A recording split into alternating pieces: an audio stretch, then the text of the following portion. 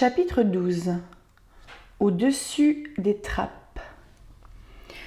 Le lendemain, il la revit à l'opéra. Elle avait toujours au doigt l'anneau d'or. Elle fut douce et bonne. Elle l'entretint des projets qu'il formait, de son avenir, de sa carrière. Il lui apprit que le départ de l'expédition polaire avait été avancé et que dans 3 semaines, dans un mois tout au plus, il quitterait la France. Elle l'engagea presque gaiement à considérer ce voyage avec joie, comme une étape de sa gloire future. Et comme il lui répondait que la gloire sans l'amour n'offrait à ses yeux aucun charme, elle le traita en enfant dont les chagrins doivent être passagers. Il lui dit : « Comment pouvez-vous, Christine, parler aussi légèrement de choses aussi graves ? Nous ne nous reverrons peut-être jamais plus. Je puis mourir pendant cette expédition. » « Et moi aussi ?» fit-elle simplement. Elle ne souriait plus, elle ne plaisantait plus. Elle paraissait songer à une chose nouvelle qui lui entrait pour la première fois dans l'esprit. Son regard en était illuminé. « À quoi pensez-vous, Christine ? » ?»« Je pense que nous ne nous reverrons plus. Et c'est ce qui vous fait si rayonnante. Et que, dans un mois, il faudra nous dire adieu, pour toujours. À moins, Christine, que nous nous engagions notre foi et que nous nous attendions pour toujours. » Elle lui mit la main sur la bouche. « Taisez-vous, Raoul. Il ne s'agit point de cela, vous le savez bien, et nous ne nous marierons jamais. C'est entendu. » Elle semblait avoir peine à contenir tout à coup une joie débordante. Elle tapa dans ses mains avec une allégresse enfantine. Raoul la regardait, inquiet, sans comprendre. « Mais, fit-elle encore, en tendant ses 2 mains au jeune homme, ou plutôt en les lui donnant, comme si soudain elle avait résolu de lui en faire cadeau. « Mais si nous ne pouvons pas nous marier, nous pouvons nous fiancer. Personne ne le saura que nous, Raoul. Il y a eu des mariages secrets. Il peut bien y avoir des fiançailles secrètes. Nous sommes fiancés, mon ami, pour 1 mois.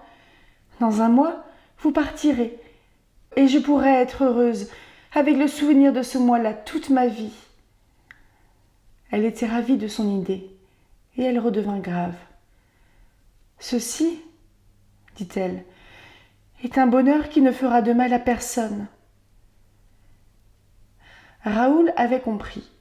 Il se rua sur cette inspiration. Il voulut en faire tout de suite une réalité. Il s'inclina devant Christine avec une humilité sans pareille et dit : « Mademoiselle, j'ai l'honneur de vous demander votre main. »« Mais vous les avez déjà toutes les 2, mon cher fiancé. Oh Raoul, comme nous allons être heureux.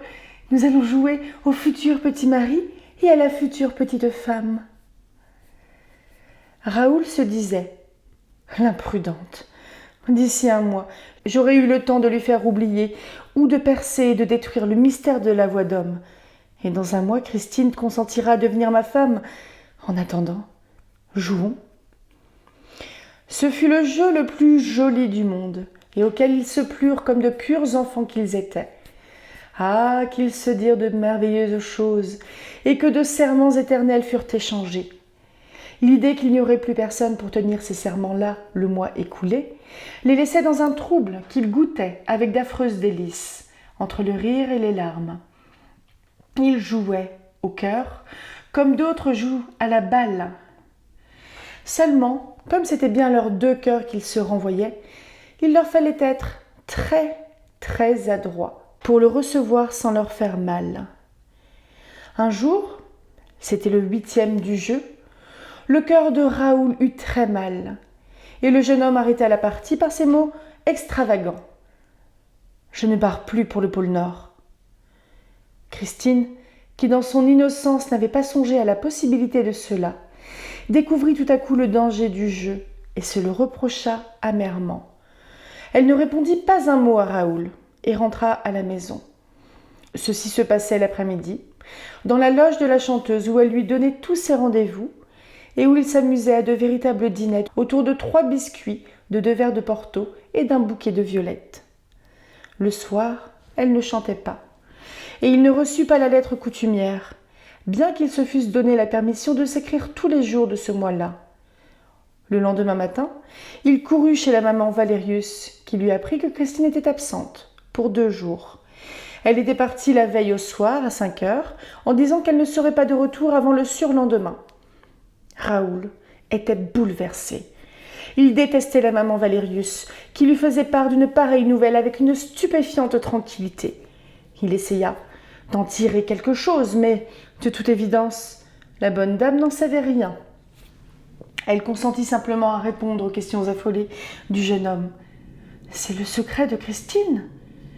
Et elle levait le doigt, disant cela avec une onction touchante qui recommandait la discrétion et qui, en même temps, avait la prétention de rassurer.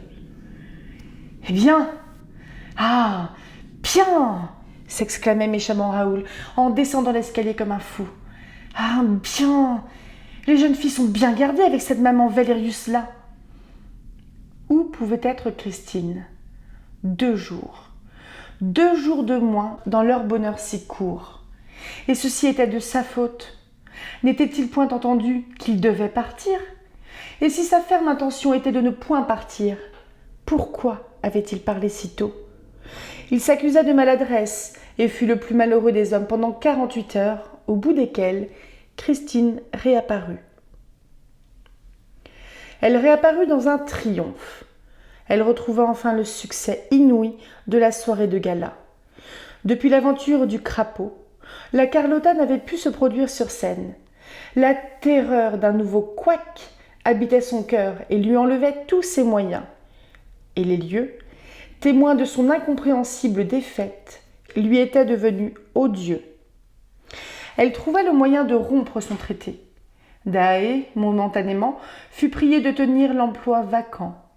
Un véritable délire l'accueillit dans la Juive. Le vicomte, présent à cette soirée naturellement, fut le seul à souffrir en écoutant les 1000 échos de ce nouveau triomphe. Car il vit que Christine avait toujours son anneau d'or. Une voix lointaine murmurait à l'oreille du jeune homme. « Ce soir, elle a encore l'anneau d'or, et ce n'est point toi qui le lui as donné. Ce soir, elle a encore donné son âme, et ce n'était pas à toi. » Et encore, la voix le poursuivait. « Si elle ne veut point te dire ce qu'elle a fait depuis 2 jours, si elle te cache le lieu de sa retraite, il faut l'aller demander à Éric. » Il courut sur le plateau. Il se mit sur son passage. Elle le vit, car ses yeux le cherchaient. Elle lui dit « Vite, vite, venez !» Et elle l'entraîna dans sa loge, sans plus se préoccuper de tous les courtisans de sa jeune gloire qui murmuraient devant sa porte fermée. « Oh, c'est un scandale !» Raoul tomba tout de suite à ses genoux. Il lui jura qu'il partirait et la supplia de ne plus désormais retrancher une heure du bonheur idéal qu'elle lui avait promis. Elle laissa couler ses larmes. Ils s'embrassaient comme un frère et une sœur désespérés, qui viennent d'être frappés par un deuil commun et qui se retrouvent pour pleurer un mort. Soudain, elle s'arracha à la douce et timide étreinte du jeune homme, sembla écouter quelque chose que l'on ne savait pas, et d'un geste bref, elle montra la porte à Raoul. Quand il fut sur le seuil, elle lui dit, si bas, que le vicomte devina ses paroles plus qu'il ne les entendit. « Demain, mon cher fiancé, et soyez heureux, Raoul, c'est pour vous que j'ai chanté ce soir. » Il revint donc, mais, hélas, ces 2 jours d'absence avaient rompu le charme de leur aimable mensonge. Ils se regardaient, dans la loge, sans plus se rien dire, avec leurs tristes yeux. Raoul se retenait pour ne point crier « Je suis jaloux! Je suis jaloux! Je suis jaloux !» Mais elle l'entendait tout de même. Alors elle dit « Allons nous promener, mon ami. L'air nous fera du bien. » Raoul crut qu'elle allait lui proposer quelques parties de campagne, loin de ce monument, qu'il détestait comme une prison et dont il sentait rageusement le geôlier se promener dans les murs. Le geôlier Éric. Mais elle le conduisit sur la Seine, et le fit asseoir sur la margelle de bois d'une fontaine, dans la paix et la fraîcheur douteuse d'un premier décor planté pour le prochain spectacle. Un autre jour, elle erra avec lui, le tenant par la main dans les allées abandonnées d'un jardin, dont les plantes grimpantes avaient été découpées par les mains habiles d'un décorateur, comme si les vrais cieux, les vraies fleurs, la vraie terre lui étaient à jamais défendus, et qu'elle fût condamnée à ne plus respirer d'autre atmosphère que celle du théâtre. Le jeune homme hésitait à lui poser la moindre question, car, comme il lui apparaissait tout de suite qu'elle n'y pouvait répondre, il redoutait de la faire inutilement souffrir. De temps en temps, un pompier passait, qui veillait de loin sur leur idylle mélancolique. Parfois, elle essayait courageusement de se tromper, et de le tromper, sur la beauté mensongère de ce cadre inventé pour l'illusion des hommes. Son imagination toujours vive le parait des plus éclatantes couleurs et telles, disait-elle, que la nature n'en pouvait fournir de comparables. Elle s'exaltait, cependant que Raoul, lentement, pressait sa main fiévreuse. Elle disait « Voyez, Raoul, ces murailles, ces bois, ces berceaux, ces images de toile peinte, tout cela a vu les plus sublimes amours, car ici, elles ont été inventées par les poètes, qui dépassent de 100 coudées la taille des hommes. Dites-moi donc que notre amour se trouve bien là, mon Raoul, puisque lui aussi a été inventé, et qu'il n'est lui aussi, hélas, qu'une illusion. » Désolé, il ne répondait pas. Alors, notre amour est trop triste sur la terre. Promenons-le dans le ciel. Voyez comme c'est facile ici. Et elle l'entraînait plus haut que les nuages, dans le désordre magnifique du gril, et elle se plaisait à lui donner le vertige, en courant devant lui sur les ponts fragiles du cintre, parmi les milliers de cordages qui se rattachaient aux poulies, aux treuils, aux tambours, au milieu d'une véritable forêt aérienne de vergues et de mâts. S'il hésitait, elle lui disait avec une moue adorable « Vous, un marin ?» Et puis, il redescendait sur la terre ferme, c'est-à-dire dans quelques corridors bien solides qui les conduisaient à des rires, à des danses, à de la jeunesse grondée par une voix sévère. « Assouplissez, mesdemoiselles, surveillez vos pointes !» C'était la classe des gamines, de celles qui viennent de n'avoir plus 6 ans ou qui vont en avoir 9 ou 10. Et elles ont déjà le corsage décolleté, le tutu léger, le pantalon blanc et les bas roses. Et elles travaillent de tous leurs petits pieds douloureux dans l'espoir de devenir élèves des quadrilles, coryphées, petits sujets, premières danseuses, avec beaucoup de diamants autour. En attendant, Christine leur distribue des bonbons. Un autre jour, elle le faisait entrer dans une vaste salle de son palais, toute pleine d'oripeaux, de défroques de chevaliers, de lances, d'écus et de panaches, et elle passait en revue tous les fantômes de guerriers immobiles et couverts de poussière. Elle leur adressait de bonnes paroles, leur promettant qu'ils reverraient les soirs éclatants de lumière et les défilés en musique devant la rampe retentissante. Elle le promena ainsi dans tout son empire, qui était factice, mais immense, s'étendant sur 17 étages du rez-de-chaussée jusqu'au faîte, et habité par une armée de sujets. Elle passait au milieu d'eux comme une reine populaire, encourageant les travaux, s'asseyant dans les magasins, donnant de sages conseils aux ouvrières dont les mains hésitaient à tailler dans les riches étoffes qui devaient habiller des héros. Des habitants de ce pays faisaient tous les métiers. Il y avait des savetiers et des orfèvres. Tous avaient appris à l'aimer, car elle s'intéressait aux peines et aux petites manies de chacun. Elle savait des coins inconnus, habités en secret par de vieux ménages. Elle frappait à leur porte et leur présentait Raoul comme un prince charmant qui avait demandé sa main. Et tous deux, assis sur quelque accessoire vermoulu, écoutaient les légendes de l'opéra comme autrefois ils avaient, dans leur enfance, écouté les vieux contes bretons.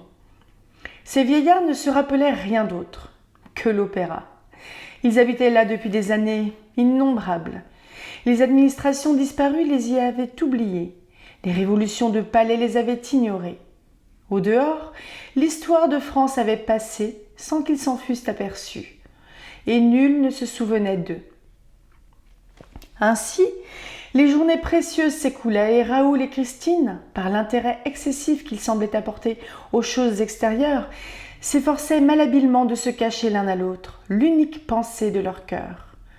Un fait certain était que Christine, qui s'était montrée jusqu'alors la plus forte, devint tout à coup nerveuse, au-delà de toute expression. Dans leurs expéditions, elle se prenait à courir sans raison, ou bien s'arrêtait brusquement, et sa main, devenue glacée en un instant, retenait le jeune homme. Ses yeux semblaient parfois poursuivre des ombres imaginaires. Elle criait « Par ici !» puis « Par ici !» puis « Par ici !» en riant, d'un rire haletant, qui se terminait souvent par des larmes. Raoul alors voulait parler, interroger malgré ses promesses, ses engagements, mais avant même qu'il eût formulé une question, elle répondait fébrilement « Rien, je vous jure qu'il n'y a rien !»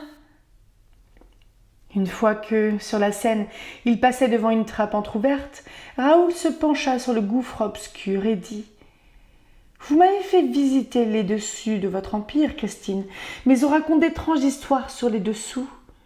Voulez-vous que nous y descendions ?»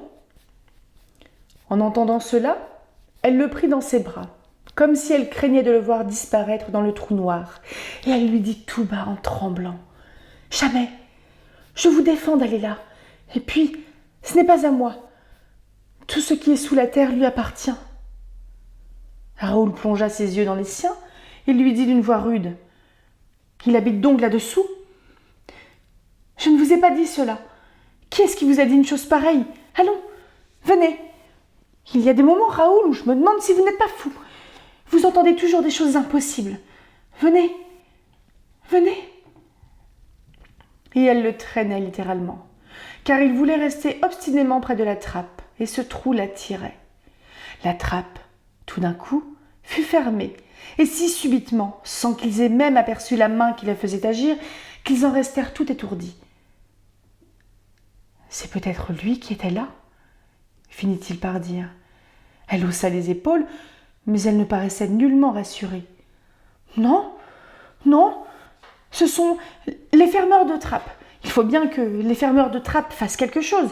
Ils ouvrent et ils ferment les trappes sans raison. C'est comme les fermeurs de porte. Il faut bien qu'ils passent le temps. » Et si c'était lui, Christine ? Mais non, il s'est enfermé, il travaille. Ah vraiment ? Il travaille ? Oui, il ne peut pas ouvrir et fermer les trappes et travailler. Nous sommes bien tranquilles. Disant cela, elle frissonnait. À quoi donc travaille-t-il ? Oh, à quelque chose de terrible. Aussi, nous sommes bien tranquilles. Quand il travaille à cela, il ne voit rien. Il ne mange, ni ne boit, ni ne respire. Pendant des jours et des nuits, c'est un mort-vivant. Et il n'a pas le temps de s'amuser avec les trappes. Elle frissonna encore. Elle se pencha, en écoutant du côté de la trappe. Raoul la laissait faire et dire. Il se tut. Il redoutait maintenant que le son de sa voix la fît soudain réfléchir, l'arrêtant dans le cours si fragile encore de ses confidences. Elle ne l'avait pas quitté. Elle le tenait toujours dans ses bras. Elle soupira à son tour. « Si c'était lui !» Raoul, timide, demanda. « Vous avez peur de lui ?» Elle fit. « Mais non, mais non !» Le jeune homme se donna, bien involontairement, l'attitude de la prendre en pitié, comme on fait avec un être impressionnable qui est encore en proie à un songe récent. Il avait l'air de dire « Parce que vous savez, moi, je suis là !» Et son geste fut, presque involontairement, menaçant. Alors Christine le regarda avec étonnement, tel un phénomène de courage et de vertu, et elle eut l'air, dans sa pensée, de mesurer à sa juste valeur tant d'inutile et audacieuse chevalerie.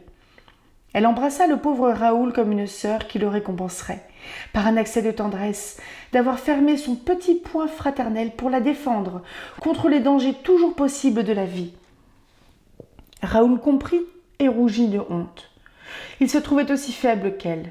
Il se disait « Elle prétend qu'elle n'a pas peur, mais elle nous éloigne de la trappe en tremblant. » C'était la vérité. Le lendemain et les jours suivants, ils allèrent loger leurs curieux et chastes amours quasi dans les combles, bien loin des trappes. L'agitation de Christine ne faisait qu'augmenter au fur et à mesure que s'écoulaient les heures. Enfin, un après-midi, elle arriva très en retard, la figure si pâle et les yeux si rougis par un désespoir certain que Raoul se résolut à toutes les extrémités, à celle par exemple qui lui exprima tout de go, de ne partir pour le pôle Nord que si elle lui confiait le secret de la voix d'homme. « Taisez-vous! Au nom du ciel, taisez-vous! S'il vous entendait! Malheureux Raoul !» Et les yeux hagards de la jeune fille faisaient autour d'eux le tour des choses. « Je vous enlèverai à sa puissance, Christine, je le jure, et vous ne penserez même plus à lui, ce qui est nécessaire. » « Est-ce possible ?» Elle se permit ce doute, qui était un encouragement, en entraînant le jeune homme jusqu'au dernier étage du théâtre, à l'altitude, là où l'on est très loin des trappes. « Je vous cacherai dans un coin inconnu du monde, où il ne viendra pas vous chercher. Vous serez sauvés, et alors je partirai, puisque vous avez juré de ne pas vous marier, jamais. » Christine se jeta sur les mains de Raoul et les lui serra avec un transport incroyable. Mais, inquiète à nouveau, elle tournait la tête. « Plus haut !» dit-elle seulement. « Encore plus haut !» Et elle l'entraîna vers les sommets. Il avait peine à la suivre. Ils furent bientôt sous les toits, dans le labyrinthe des charpentes. Ils glissaient entre les arcs-boutants, les chevrons, les jambes de force, les pans, les versants et les rampants. Ils couraient de poutre en poutre, comme dans une forêt. Ils eussent couru d'arbre en arbre, au tronc formidable. Et malgré la précaution qu'elle avait de regarder à chaque instant derrière elle, elle ne vit point une ombre qui la suivait comme son ombre, qui s'arrêtait avec elle, qui repartait quand elle repartait, et qui ne faisait pas plus de bruit que n'en doit faire une ombre. Raoul, lui, ne s'aperçut de rien, car quand il avait Christine devant lui, rien ne l'intéressait de ce qui se passait derrière.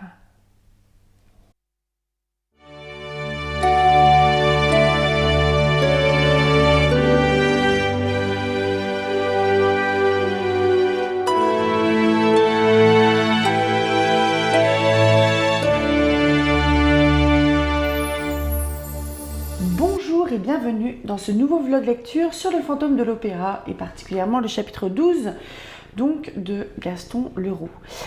Je n'ai lu que le chapitre 12 parce que j'avais commencé à lire le 13 qui fait le double du 12. Le 12 il est déjà à 25 minutes.